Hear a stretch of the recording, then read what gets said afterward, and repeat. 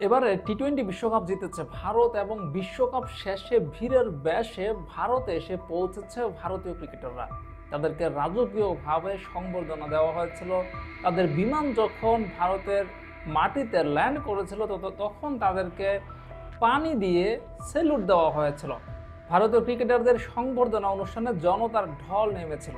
সেই ভারতীয় ক্রিকেটাররা ভারতীয় ক্রিকেট বোর্ডের কাছ থেকে কত টাকা পুরস্কার পাচ্ছেন এই বিশ্বকাপ জয়ের জন্য?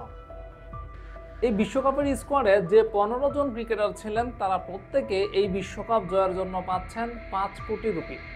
প্রত্যেকটা ক্রিকেটার 5 কোটি রুপি পাচ্ছেন। একই সঙ্গে যারা রিভার্স দলে ছিল তারা প্রত্যেকে পাচ্ছেন 1 কোটি রুপি।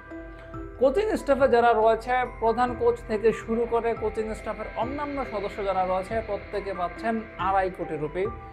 ব্যাক রুম স্টাফ যাদেরকে বলা হয় তারা প্রত্যেকেই পাচ্ছেন 2 কোটি রুপি করে। এছাড়া নির্বাচক কমিটিতে যারা রয়েছেন তারা প্রত্যেকে পাচ্ছেন 1 কোটি রুপি। বোঝাই যাচ্ছে বিশ্বকাপ জয়ের জন্য বিশ্বকাপ দলের সঙ্গে থাকা প্রত্যেকটা মানুষ এই বিশ্বকাপ জয়ের কারণে কোটিপতি হয়ে যাচ্ছেন।